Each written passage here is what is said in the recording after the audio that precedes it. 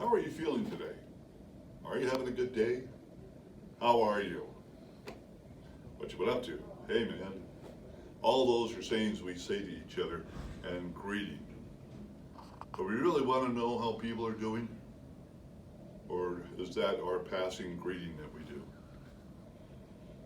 I think it's challenging because we all truly want to connect with each other.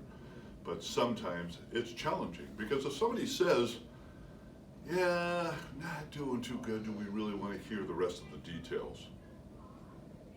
I'm here to talk about it's okay to not be okay. Sometimes we're okay, and we really are. Let's say we're having a great day. And other times, we're not having a great day.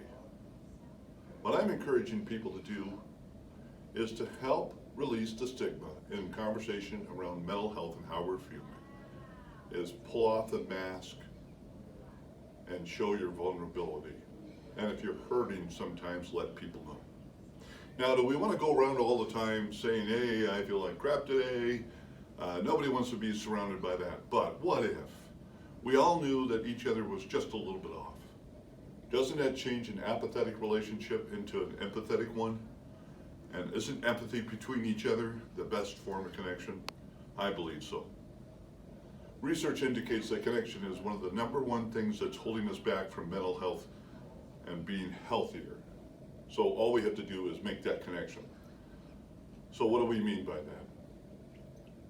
If we understand that I'm not okay and you're not okay, and we put that together and we take a look at it, we recognize one thing.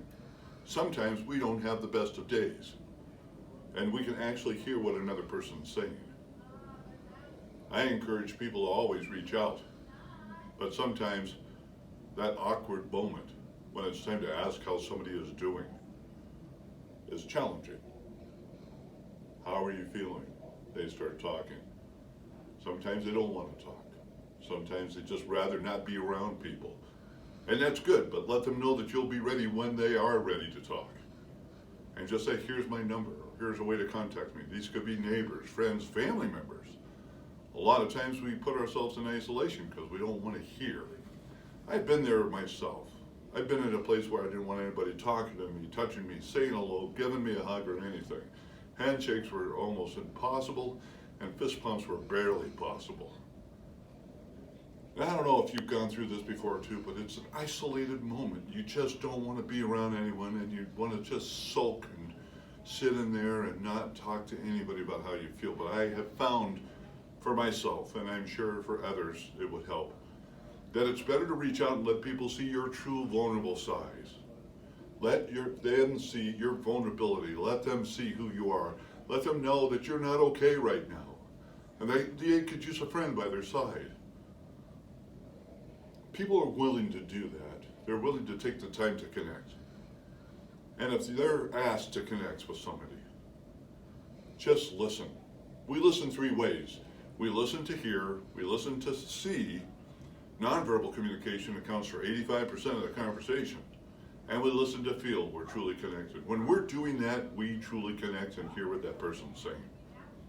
In a lot of cases, when we're isolated, feeling alone, sometimes we just want to be heard. Maybe it's to be validated. Or maybe we're tired of feeling not relevant in today's world. Believe me, there are people around to support you, to encourage you, and they're right there next to you. Let your true feelings be. Mostly I'm talking to men between the ages of 35 and 59. That seems to be the target spot. But some women have issues with this too. To build our community in a stronger way, we need to create better connectivity. And a stronger connectivity creates a stronger community. And all we have to do is be kind, reach out. So I call to action would be just be aware of the people around you. You don't have to go around and say hi every 5 minutes or anything else like that. I'm not asking you to do something that may be challenging for you. It may sound like hard work because some people don't come by it naturally. And I know people like that, and that's okay too. But just say hello, or a head nod, or a thumbs up, something with that connection, and it goes from there. We want to let everybody know it's okay to not be okay, and it's definitely okay to be okay. And I think to get there, all we have to do is work on that connection. Thank you so much. My name is Kevin Barclay.